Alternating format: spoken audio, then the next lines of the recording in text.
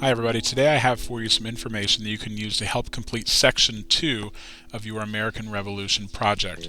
We're going to talk about who were the Hessians, what was the crisis and why was it important to the Americans, what happened at the battles of Trenton and Princeton and who won those battles, and then why were they significant victories for the Americans. If you have your directions sheet, which is the one I have on the screen right now, go ahead and get that out.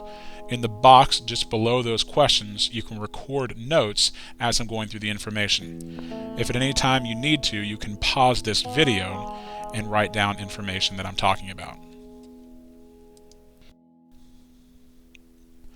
Okay, so what's going on so far? We've talked about the battles at Fort Ticonderoga up in New York.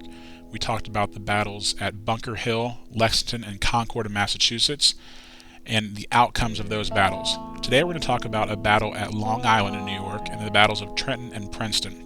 We're also going to talk about the problems that the Americans faced early on in the war and why it was thought by many people that the British would probably win this war very quickly. If you think back to the causes of the American Revolution that we learned about, we talked about the Boston Massacre and the Boston Tea Party, as well as a lot of other events and decisions that occurred around Boston and in Massachusetts. Many people, especially the British, felt that the main center of rebellion that was going on was in Boston. And so the British knew once they were forced out of Boston in 1776, they would eventually have to recapture that city if they wanted to end the war. They also decided they were not going to be able to do that directly. And so General William Howe decided he would move his troops into New York City to capture that area, and then use that as a base to move north and capture Boston. Well, George Washington finds out about this plan, and he quickly moves his army toward New York so he can hopefully stop the British from capturing the city. Keep in mind, though, that the Americans are vastly outnumbered by the British. Take a look at this chart to see what I'm talking about. The British Army had around 42,000 troops compared to only 20,000 in the Continental Army. Not only was that British soldiers, but as well they included the Hessians, which we'll talk about in a little bit. It included a huge navy, probably the most powerful in the world during this time, Loyalists, many Indians, and African Americans that were living in the colonies as well. For the Continental Army, they always struggled having enough soldiers to fight. They also struggled with the fact that they lacked training, experience, and supplies that were needed to successfully fight the war. Well, on August 27, 1776, the Americans and the British meet up in Brooklyn, New York, for what was going to be a pretty decisive battle, meaning a really important battle. The Americans gave it all they had, but in just 2 days of fighting, while the British lost only 377 men, the British lost 1,407 men. In fact, it got to the point where General William Howe, the commander of the British forces, actually called his guys off.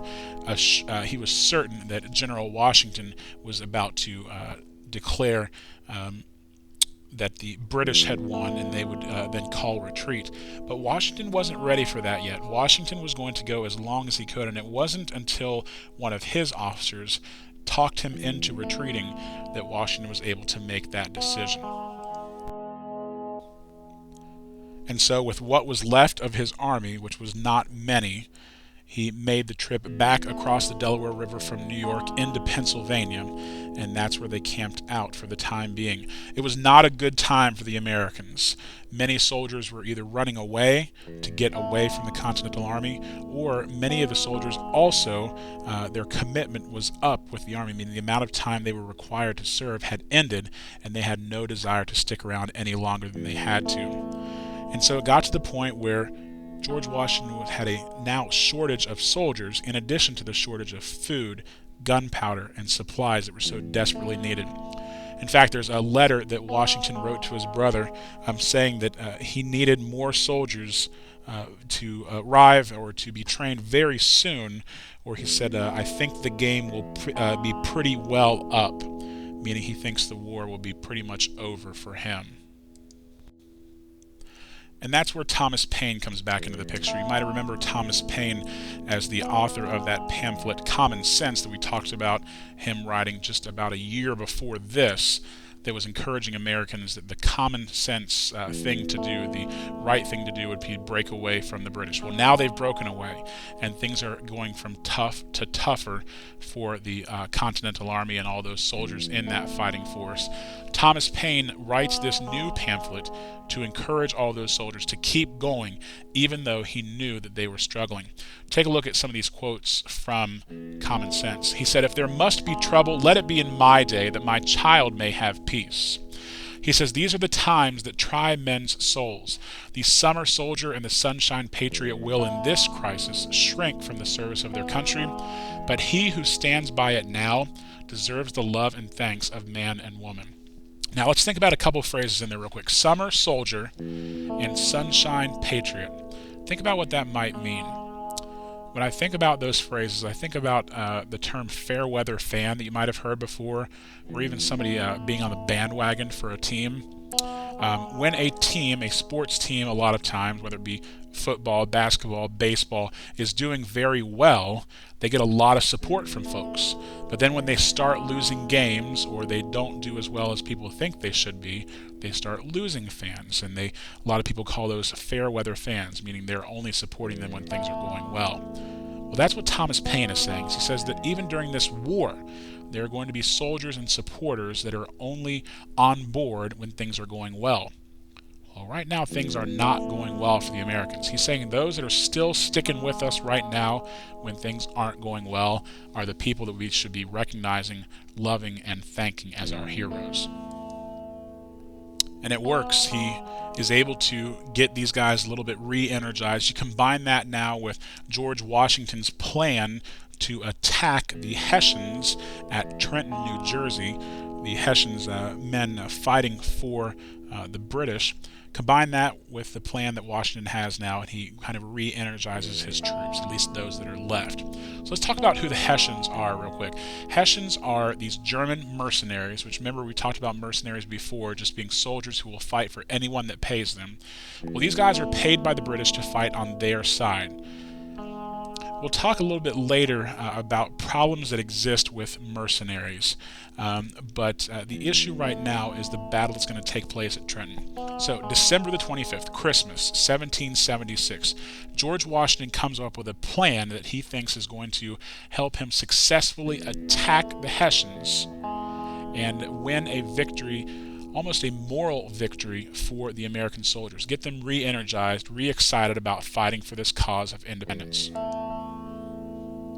Washington knows that the Hessians are going to be enjoying their Christmas feast and all the festivities that go along with that, and he thinks that if he can surprise them early on the morning after Christmas, he might have a chance for victory. To do that, though, it has to be a surprise attack, meaning no one, even the colonists around Trenton, can know about what's going on. So it's the middle of the night, Christmas night, 1776. George Washington and over 2,000 soldiers move into position for this surprise attack.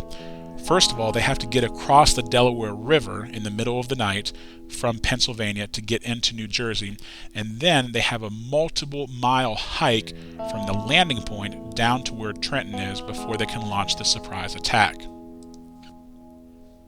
Maybe you've seen a picture of this painting before. It's called Washington Crossing the Delaware. And yes, it's a little bit exaggerated, but it gives you an idea of the problems these men were facing on that night. No, I don't think Washington was in this big standing up pose as they crossed the icy Delaware, but yes, it was a dangerous journey they had to make with over 2,000 men and limited boats to do it. It actually took them many, many hours to get all of these guys across because, as you can see, they were limited to 10 or 15 men per trip, and they only had a few boats they were able to commandeer or take control of from some of the local fishermen. Well, they finally get everybody across the river. It was definitely later than expected, but they still felt like they had time to get into position for their surprise attack. They march down to where the Hessians are camped out in Trenton. They know that the Hessians will be sleeping off their Christmas feast, and yes, they may have had a little bit of ale as well on the previous night. So they move into position surrounding the entire town. It's to the point where they have a driving snow just chilling these guys to the bone as they're making their way. Their guns are wet from the snow and rain, and to the point where they won't even fire. Washington says, "I don't care, then use your bayonets. This attack must happen." Well, the Hessians are caught completely off guard with an attack before dawn that Washington and the Americans are able to launch. They are forced to surrender. The Hessians are captured as prisoners of war. Washington takes almost 1,000 prisoners of the Hessians, and Washington doesn't lose a single guy. Well, a week later, Washington decides that if it worked at Trenton, maybe it will work again in Princeton.